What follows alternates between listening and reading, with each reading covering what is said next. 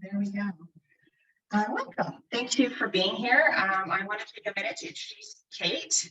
Kate Morrison is in the Oakville area, and you may have actually seen her out in some of our early on programs. She's been popping in with some of her staff to early on just to support families with their kiddos' physical development and getting to know the families in the community.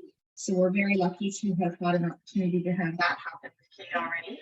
And today she's very passionate about bringing us this webinar that we will record for those of you that want to take some time to look back on it, on babies' motor development with a bit of focus kind of in the first year.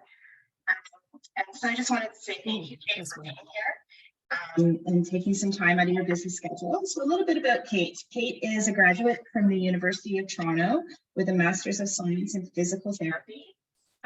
She comes as well with an honors degree in kinesiology from Western. Over the past 10 years, Kate has worked clinically as a physiotherapist with a variety of clinical populations. Kate continues to pursue education over the years with a focus on manual therapy, women's health, and systematic whole body approach. She is taking on a new adventure right now as the owner of Kids Physio Group here in Oakville, and she's passionate about supporting kids and families in her community. And she wants to make those community relationships where children can achieve goals, but most importantly, have a lot of fun while they're doing it. Outside of work, Kate enjoys spending time on tennis courts, running the trails of Oakville, and spending Friday nights having pizza and movie nights with her husband and her 2 daughters. So that's a little bit about Kate, just to give you some information about her background and how she's passionate about presenting this topic. Pass it over to you, Kate. Thanks. Wonderful. Good afternoon, everyone. Christine, thank you so much. Thank you for the introduction, and thank you so much for having me.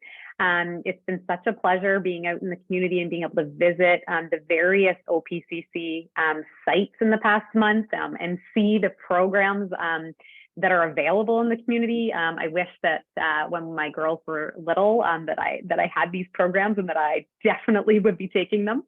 So that's really been a pleasure, and I'm so excited to be here today. I love talking to families in the community, and today we're going to be specifically talking about infant motor development and hopefully answering questions that you have, but having some good discussion on what is infant motor development. I get asked this a lot, so hopefully I can give you some ideas today of things that you can be thinking about at home, and I hope you take away something from our talk today. If any questions come up along the way, don't hesitate to put it in the chat or just raise your hand or just speak out.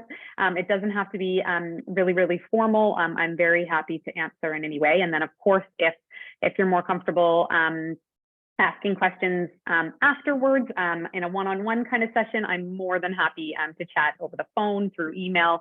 Don't hesitate to reach out.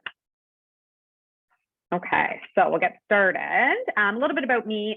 Christine mentioned a few of the things. I am a physiotherapist. I'm also a new clinic owner of Oakville Kids Physio here in Oakville. So we are a physiotherapy clinic that just sees kids, so babies all the way to 18 years.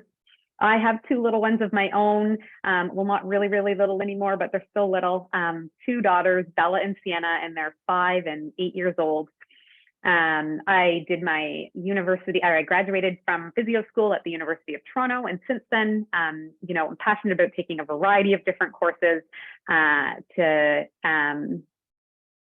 continue learning. And I absolutely love speaking in the community to support parents.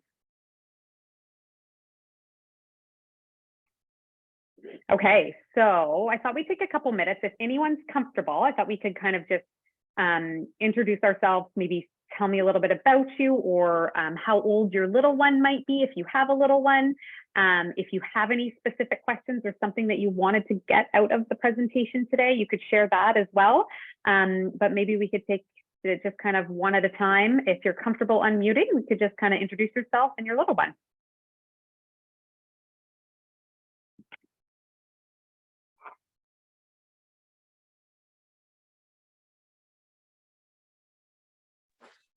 Hi, I'll just Hello. jump in quickly. My name is Dama. I work with little ones. So I'm here to learn more about infant motor development and use it in my practice. And I have a little one that is 3 years old. And yeah, I'm sure I'll get tips for that here too. So I know it's for babies and like infants 0 to 12 months, but I'm hoping to learn something new. Thank you. Amazing. Nice to see you and hear from you again. I can jump in. My name's Robin, and my husband Sam is here with me as well. We have Great. 2 daughters. We have a 2-year-old named Lucy, and in December we welcomed our second daughter, Isabel. So she actually turned 3 months yesterday. She had a bit of a rough start. We were in McMaster Hospital for about a month with that, and she is at home on oxygen. So just because of our rough start, milestones are super duper important for us and for her to hit them, even since she did spend 17 days lying in a hospital bed. So we're just looking at getting all the information that we can. She has been seen by a PT, and we now are with an occupational therapist through a referral program with happy children, happy families, the Halton thing. Anyway, so that's us. Wonderful. Hey everyone. Nice to Oh, sorry. Can you guys Nope. hear me? Hi, I'm Vivian. I have a little one. Her name's Oriane, and she is almost 14 months. I think I haven't been really actively tracking her motor development, but I just noticed she's been doing all the things she's supposed to do. But I think one thing I am concerned about might be her walking. She does pull herself up and she used a walker, but she doesn't really want to walk. And I don't know because I guess every baby has a different milestone, but a lot of our baby friends, they're already walking on their own. And there are even babies younger than her that's already walking. And so I guess I'm just trying to figure out what I can do to support her to help her walk on her own, or should I be worried? What should I look out for? So maybe some tips and advice from other parents and you as well, Kate. Wonderful. Yes, absolutely. We can touch on kind of, the range at which our little ones achieve different milestones. And that range is so big. So it's so hard when we're seeing such a variety, but there really is a huge range of what is even normal development. So we'll touch on that. And then if there's follow-up questions, don't hesitate to ask. I'll go next. Hi, everyone. My name is Diana. I have 2 boys. Our eldest son is turning 3 in May. And then we recently had our second boy in December. So he's just over 3 months old as well. So yeah, obviously like second time mom, but feel like it feels foggy already, trying to remember all the things, milestones in particular. And obviously, there's a lot of different sources online or social media. Often you're inundated with advice. So wanted to definitely jump on just to hear from a credible source on tips and tricks on what to do second time around. And also having a pandemic baby the first time around, it'll be a different experience, I think, too, with more resources. I'm a big fan of OPCC. I've attended a lot of programs in the past, even virtually. So yeah, excited to hear more from you today, Kate. Amazing. So nice to meet you. 2 boys is busy. You guys have some busy households, right? With little ones, there's a couple 3-month-olds in the room. So these are busy times. I mean, it's amazing that you guys are here, right? There's a lot going on at that time. And so I'm confident you'll be able to take a few pieces out of today. Awesome. I'm Jennifer Johnson. I'm a public health nurse with Healthy Babies, Healthy Children program in Halton Region. So I'm visiting pregnant women and families with children from birth to 3 years of age. And one of I'm just here to listen and to learn more. But one of the challenges I have with families is impressing upon them the importance of tummy time. So, you know, whenever the baby's awake and being watched, the baby needs to be on his or her tummy. And yeah, so any suggestions would be very much appreciated. My daughters are 15 and 17. My picture is sideways. That's my fur baby. I love it. Nice to meet you, Jennifer. Yeah, we'll definitely touch on tummy time. Great, thank you.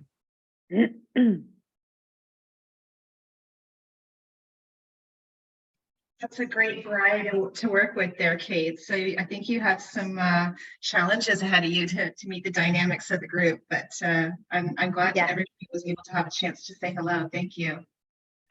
Yeah, wonderful. That's amazing. Okay. Okay, well, let's get started. Okay, so hopefully today we'll be able to answer a little bit more about how babies learn to move. Give you some ideas of some things that you can do at home to promote motor development. And then we'll touch on some things so that we're confident in knowing if there is a problem or if something just doesn't seem typical. We'll touch on some of those things. So hopefully that will be helpful information. This is just a little bit about us knowing that so Kids Physio Group is we are a private physiotherapy clinic. We're exclusively for kids, babies and kids. 0 to 18 years old, and we really do have a varied waiting room from babies, babies with torticollis. We'll talk about what that is. Babies with various different concerns, to typically developing little ones that are checking in on motor development and making sure that they're on track, to sports injuries, kiddos with significant disabilities as well. And so it really is a huge range of kids that we do see. Okay, let's talk about how babies learn to move. So we know that babies develop from the top down.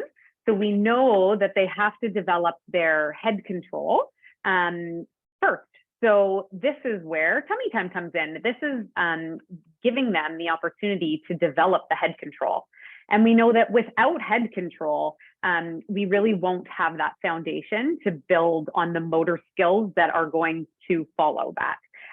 So this is why it's so important, but it is a gradual process. It happens over time, as you can see here. And it starts with the head, and then we go to the arms, the trunk, and then the legs. So we really are our babies are developing from top down. We get asked this a lot. So when should my baby do this? What should they be doing that often you notice if you're in playgroups that, it was mentioned before that other children might be walking who are younger, other children might not be walking who are older, but that can still be within the normal range. We really want to make sure that we're not rushing our milestones. So when we're working, every stage is building to contribute to the next stage. So we want to see a continued growth in development, but we don't want to rush. We want them to learn and spend the time in crawling and get as much as they can out of those positions, because they're going to give them the foundational skills they need for the next one. So we'd actually rather them spend a little bit of time in each position as opposed to rushing them. And sometimes we can also see issues with gross motor development when we go through our motor skills too quickly, or when we skip motor skills altogether, because each skill, be it crawling, pulling to stand, tummy time, builds upon the other. So when should, it really does depend. It depends on a variety of factors. It depends on environment. It depends on health. It depends on, it depends on opportunities. And so I know with my little ones, when they were little, it didn't occur to me until much later that, they were having a little bit of difficulties going up and down the stairs. And then I realized, okay, yeah, well, we live in a condo. We live on one floor. They haven't even had the chance to practice it. So sometimes when we think about the example of, you know, walking and not wanting to do those things, sometimes it's as simple as, oh, just adjusting the environment so that they can practice that skill. And so for me, it was seeking out opportunities to practice the stairs. Otherwise, there wasn't going to be any way that they were going to learn how to do them. One indication that we want to consider is that we should be we don't want to see little ones stuck on the same skill for a long period of time. So if your little one is, you know, sitting and they love to sit and they're doing a wonderful job with sitting, but they're not showing any sort of motivation to get in and out of sitting over a long period of time, that would be something where we want to have a look. So less so about the time that the motor skill happens. We want to look at their ability to be changing skills and moving on to the next one. But what time and how many months that falls on is less important, if that makes sense. Symmetry is important. This is something that you can be looking for at home. So babies are learning to move symmetrically, and they shouldn't be preferring a side or a hand really until they're toddlers. So this is something that you will look at home. Like, are they using both arms? Are they using both legs? At the beginning, the baby's movements are going to be very reflexive in nature. They're not going to be controlled, but they're still going to kind of be moving. You know, after 3+ months, then we start to see more control around movement and more purpose to movement. And then when we start to see things like crawling and walking, those kind of motor skills, we want them to be looking symmetrical from side to side. So symmetry is something that can be a fairly, once you know that you're looking for it, good thing to be looking for at home, and where we shouldn't be seeing a dominance in just using one hand or one side.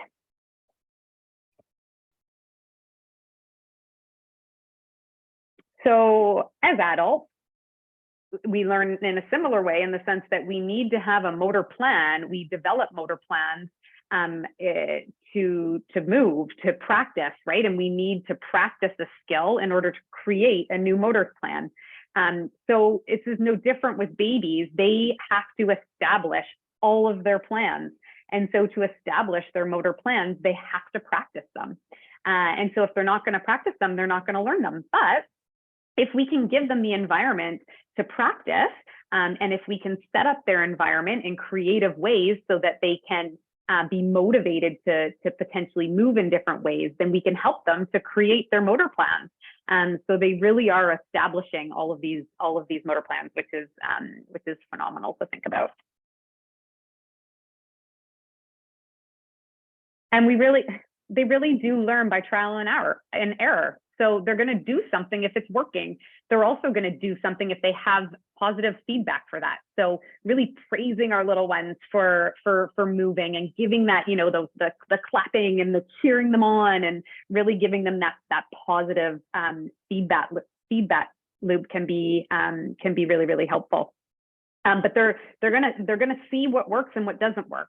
And this can also work in various ways, in the sense that they can develop a motor plan that maybe is not optimal, but it gets them to where they need to be.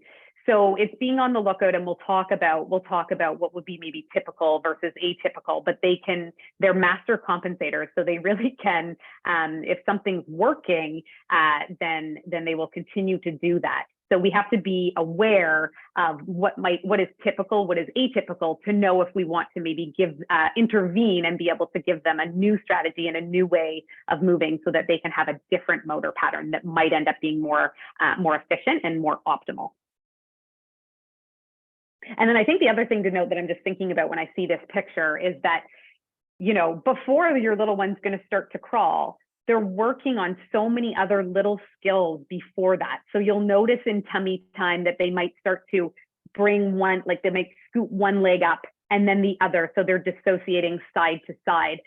Or they might try and just like get their bum up in the air and start rocking on their hands and knees forward and backwards. So there's a lot of work that's done in between the big motor milestones that's working towards that's contributing to that skill happening. So sometimes when we think about, okay, they're not yet walking or they're not yet crawling, we also want to look at, but what are they doing that's actually preparing them to do that? And it's preparing them by giving them the skills that they need to achieve that. So I think it can be helpful to know that it's not always as obvious unless you're looking for it, but that can sometimes be reassuring too.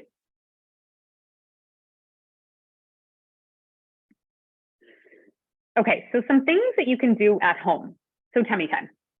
Tummy time is as important as they say, but I think it's also important to consider that it is really, really hard, especially when they're little. So they're not going to just from day one tolerate tummy time for massive amounts of time for the most part. Their head in proportion to their body is so big and it's really, really hard.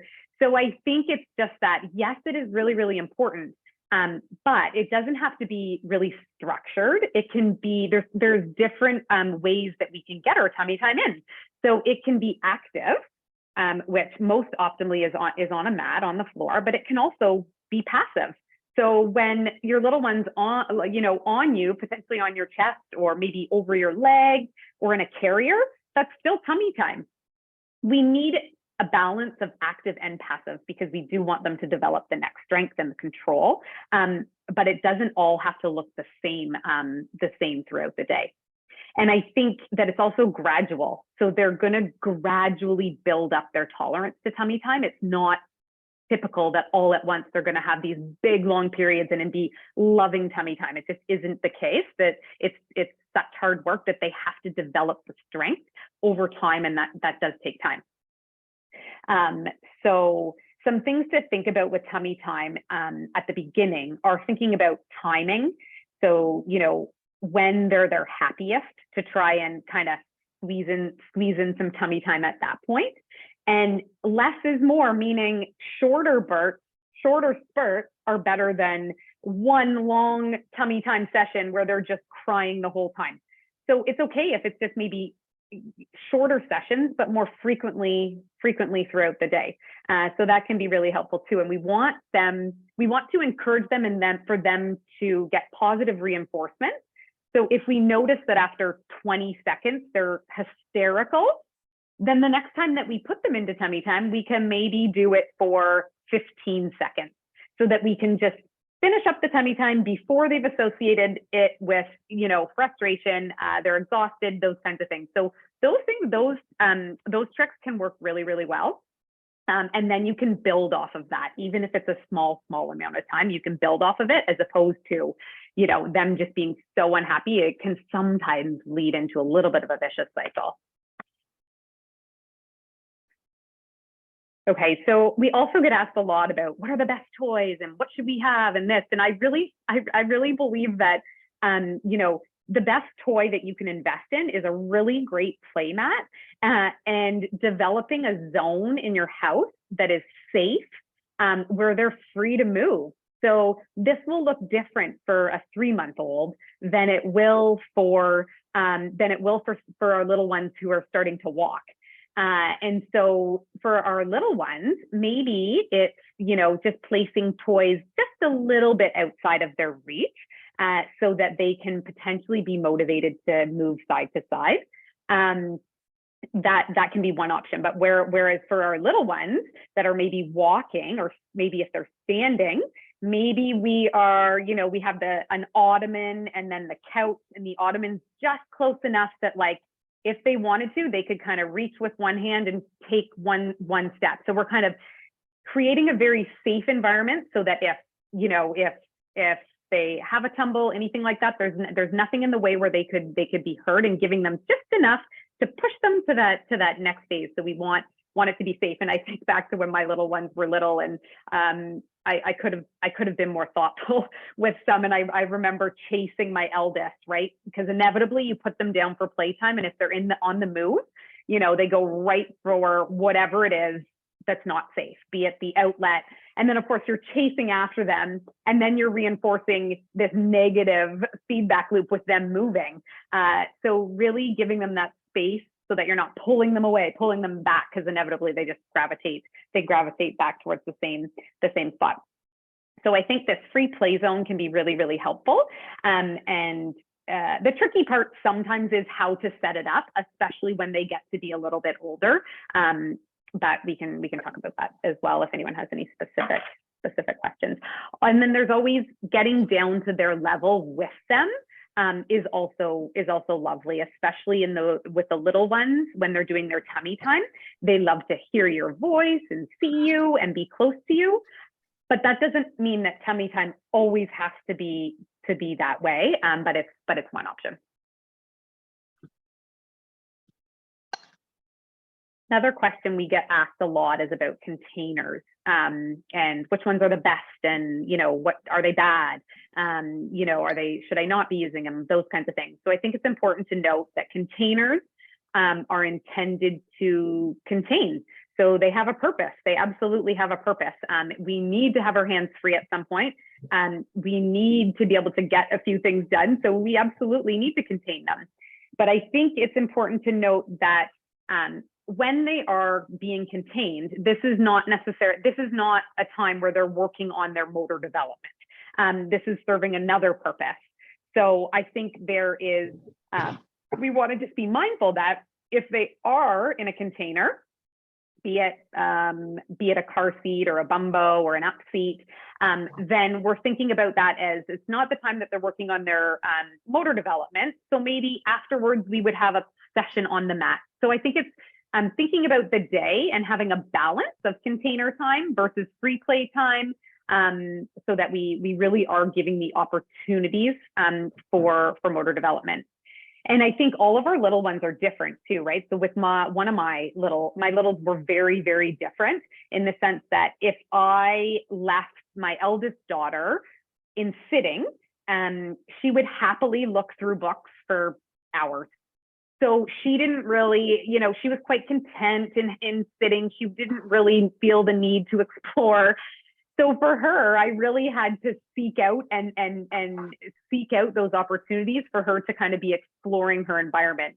She also was the one that when she figured out rolling, she would roll from one end of our condo to the next really, really quickly to get whatever she needed. So that worked. So for her, why would she want to crawl? She's like, I can go get anything I want by rolling across the room. So I think it's just being aware that they're so smart. They'll figure out ways to get what they need done, but we still want to see and give them opportunities to keep progressing and developing. And all kiddos are going to look a little bit different in that way. Yeah. Right.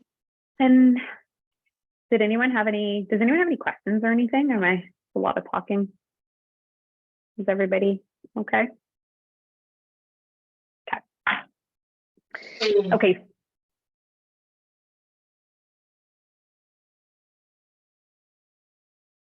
Was there any questions? No? Okay, perfect. So encouraging movement. So we talked about this a little bit. So that positive reinforcement for when they are trying new things, when they are moving. So really being their cheerleaders, really celebrating movement, really feeds back to them wanting to do it more. Watch out for motor planning gone wrong. I have this here because this is so common. In the same way that my little one was super happy in sitting, sometimes when we have siblings, the little ones can get so smart, and the older siblings are typically can be quite helpful, and they can be getting the toys for the little ones and giving them to them, and that works really well. Except for the fact that the little one who's sitting doesn't really have the opportunity to move and go get the things for themselves. So just keeping an eye out for helpful siblings and happy sitters.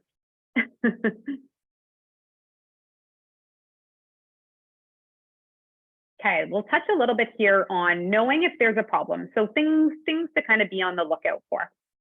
So I put in here not tolerating tummy time. So this doesn't mean that there's a problem if your little one doesn't like tummy time, because they mostly don't like tummy time from the beginning, but they should gradually learn to like it more, and they should gradually be increasing the amount of time. So when I say not tolerating tummy time, It just means that if it's continuing to be, they're very, very upset and you're not noticing a progression, and they're just not getting the tummy time in because it's so upsetting and it's just not working.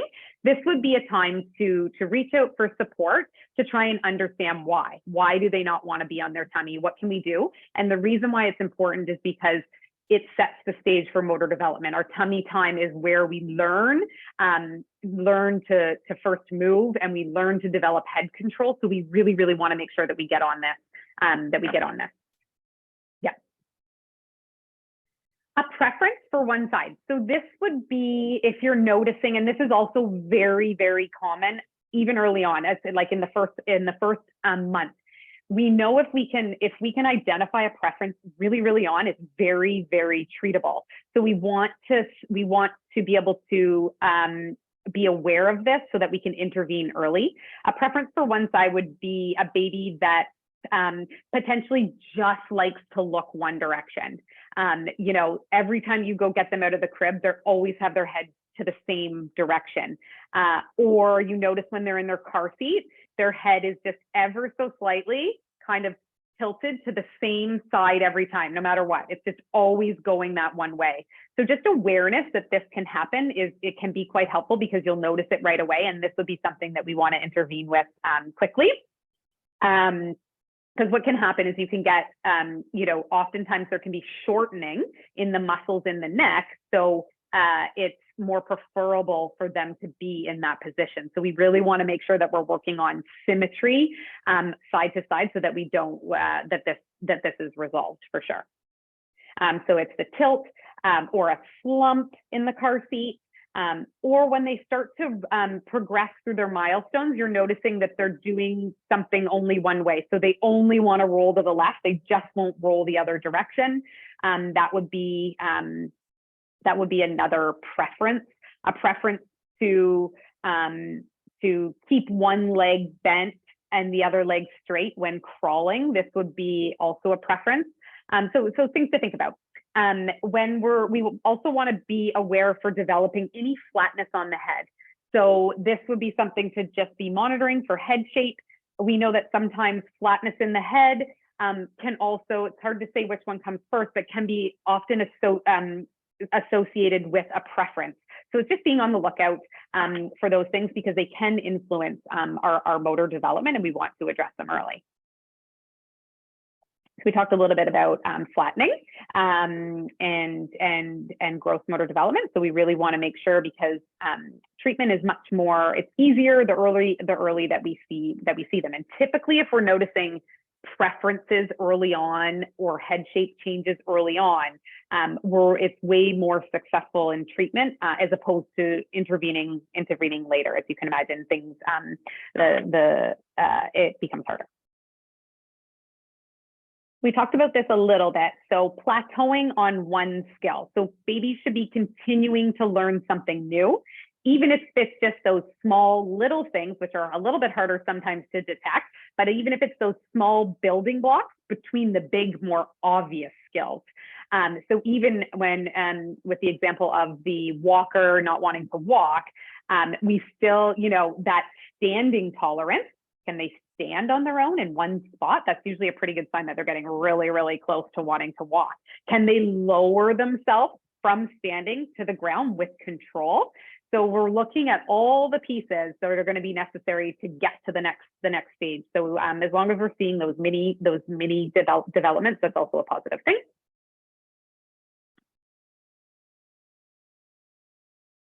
A few movement concerns that sometimes are quite common could be atypical crawling. This is when we're crawling, not hands and knees, we're crawling with one leg kind of dragging behind.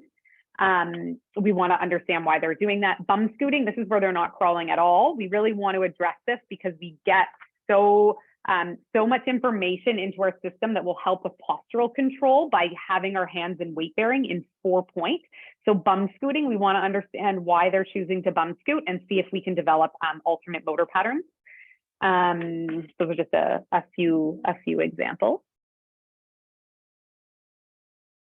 Talk a little bit about physio. So when we think about physio for our little ones, You know, when we're pediatric physios that just see kids, it's helpful in the sense that we have a sense of normal versus atypical.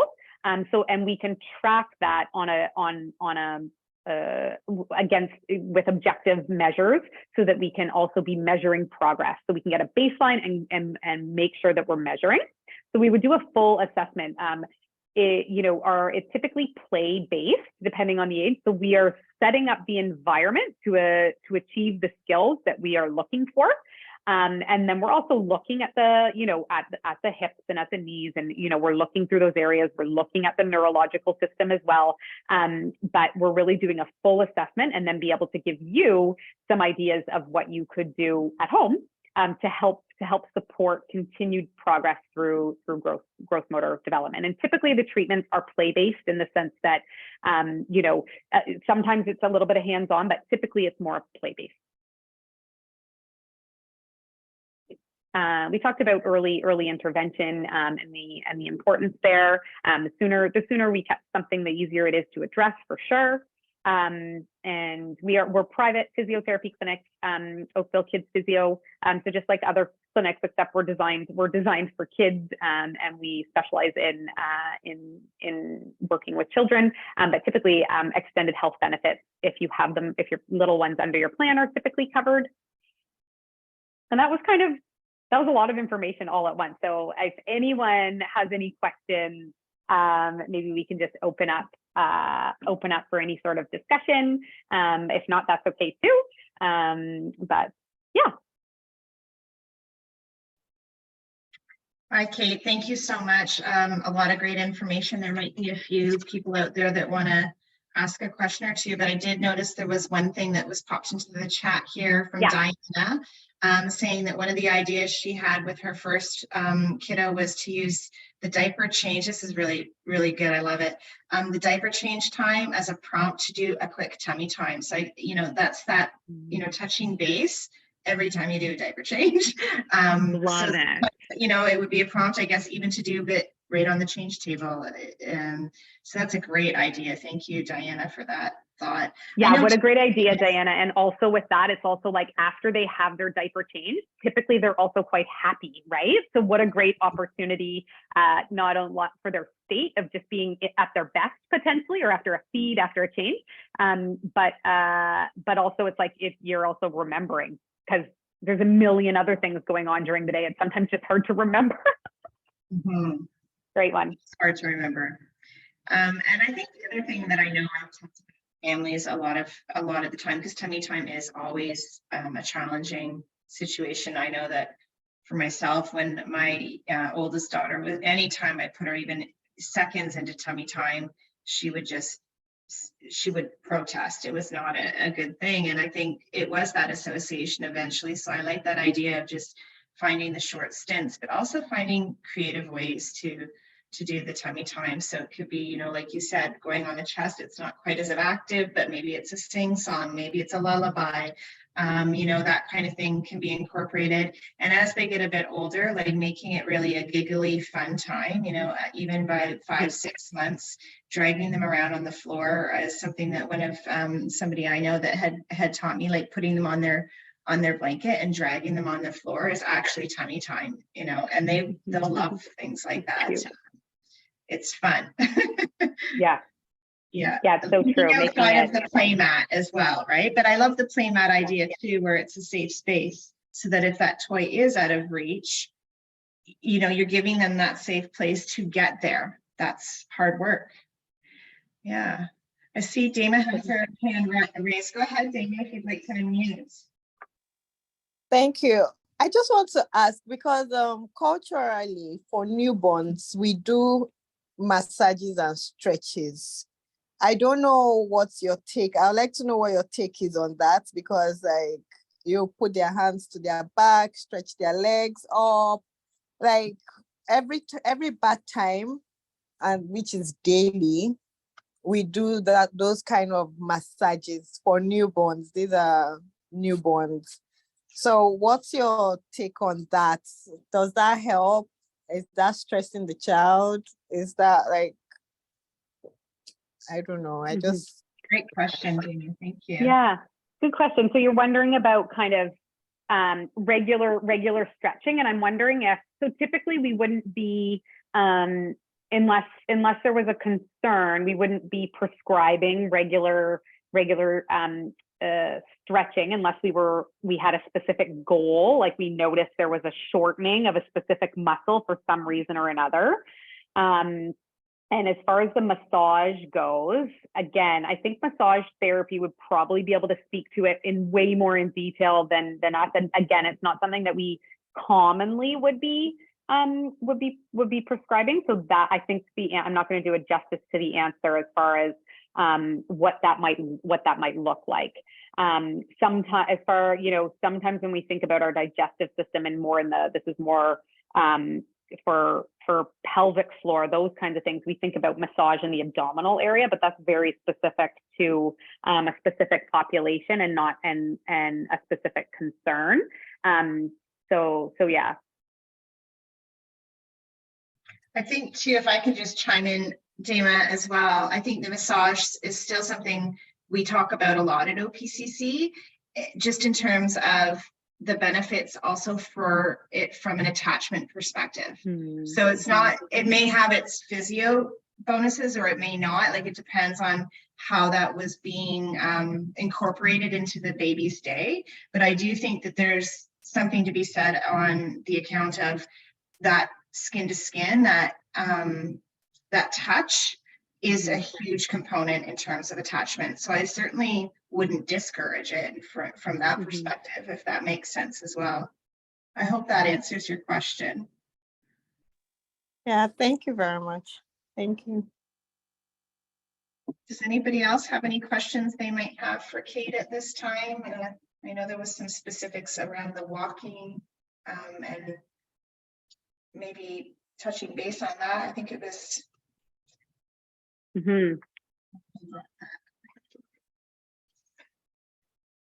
Yeah, do we feel like we answered the question? So with the walking, just not, is there any more follow-up questions on that? Or potentially we can also just, we can converse one-on-one after as well. Hey, Kate, I just have a quick question if no one else had one on infant motor development, because I also have an almost 3-year-old. I'd love your any thoughts you had on motor development for like toddler years. I think there was one or two other people with older kiddos as well. Yeah. So I think in the, in the toddler years, we're really looking at how they're moving at that stage. So we're looking at, how are they moving? How are they navigating up and down stairs? How are they sitting? Are they sitting? Some common sitting patterns that we can see that sometimes might make us, think a little bit more of, okay, why their postural, they're not using their postural system would be, are they sitting in what we call like a W sit? Are we noticing that that can be a really common one, and it's not bad to sit in a W sit, but it's not optimal to sit in a W sit, and it's a sitting position that doesn't require a lot of effort from our postural control muscles, and it's a lot of stretch on our lower extremities as well.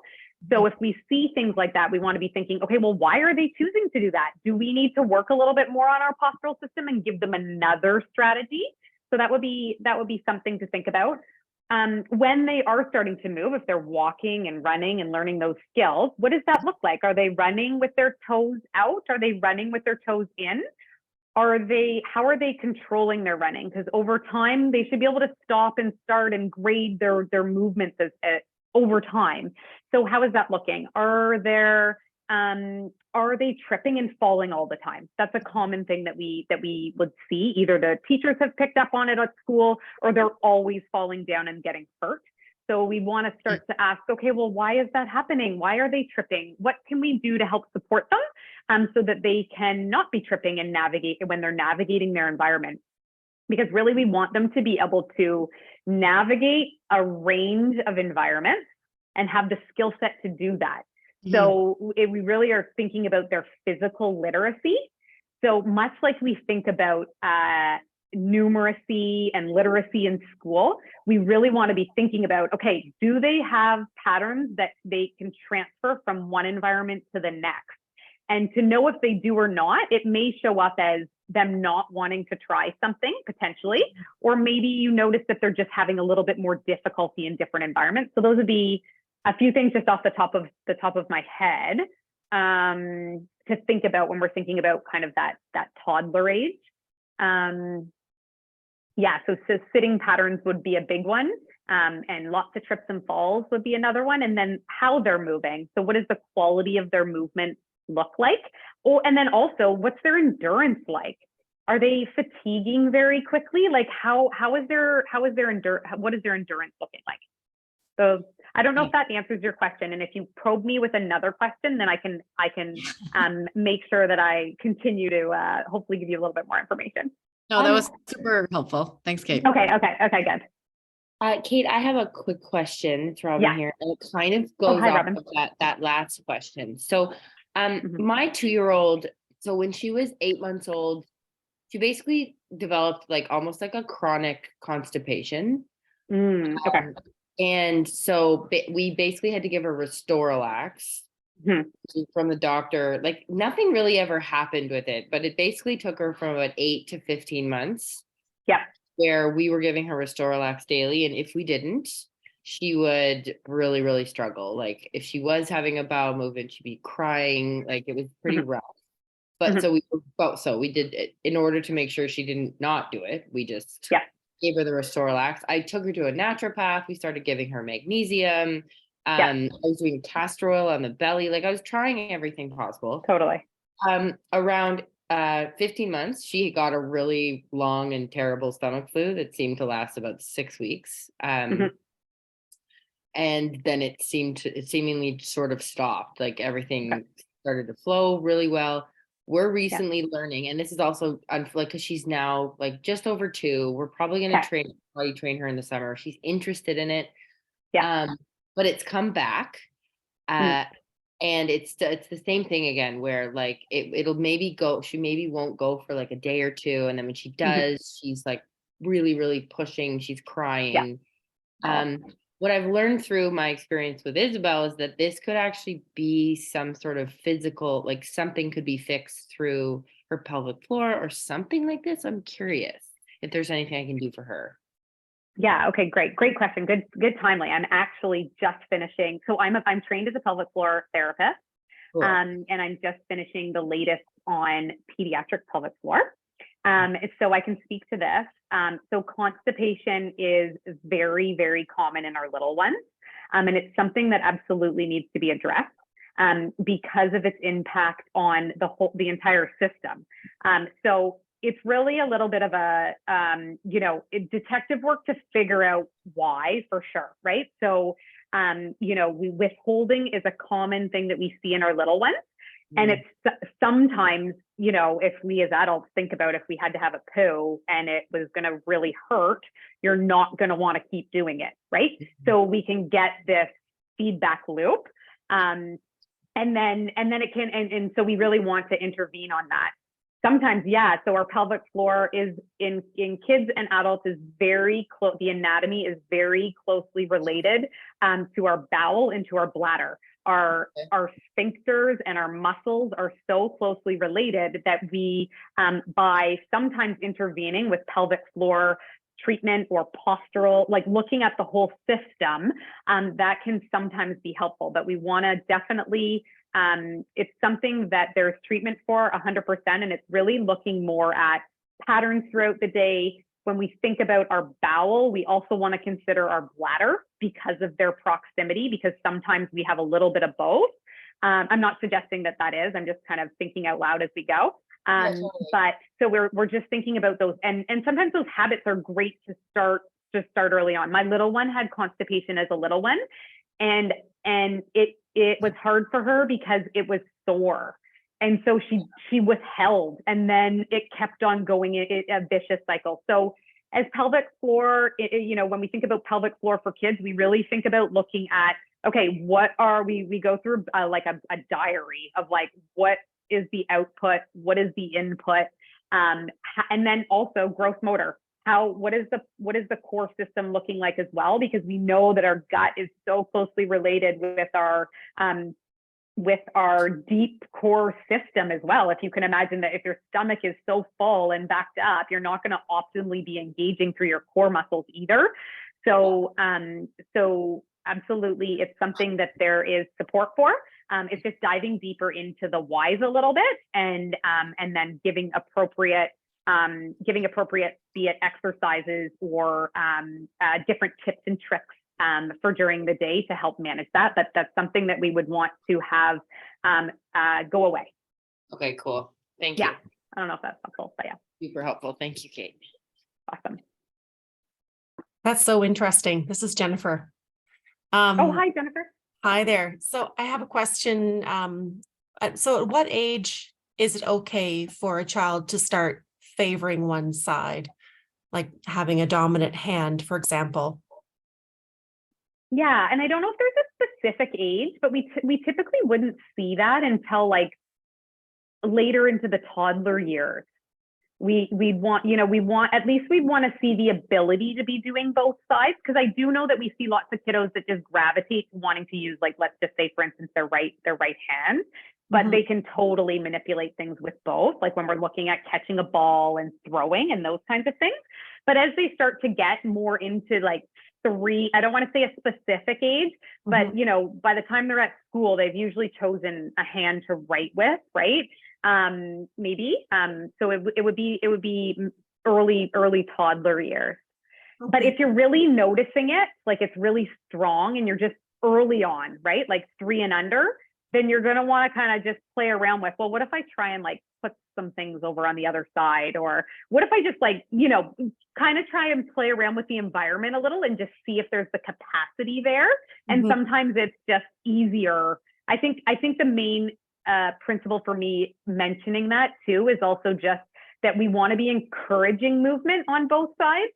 So even if and then if it's really strong, maybe we want to follow up on that. But if you put their food on their tray on both sides, do they do it on both sides? So just keeping an eye on that, as opposed to a very specific age that they need to that they're going to transition to just using one hand. Yeah. Thank you. Yeah. Yeah.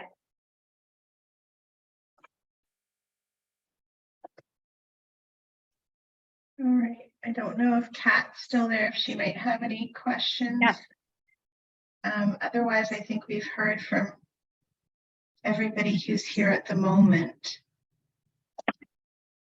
A lot of great information there, a lot of interesting, so much to think about when it comes to our kiddos' development, that's for sure. So much. And if anyone has any follow-up questions, don't hesitate to shoot me an email. I am more than happy to chat over the phone, even if it's just, is this normal? Is this not normal? I'm really happy to do that.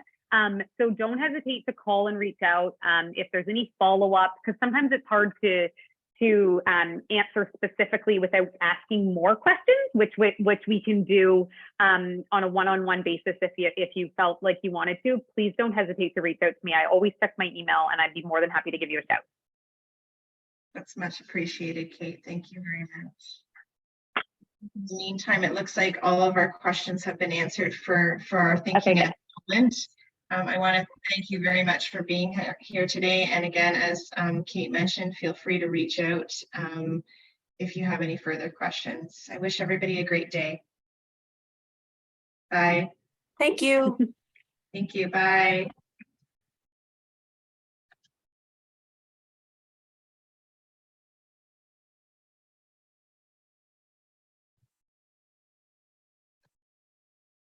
Oh, we're still here.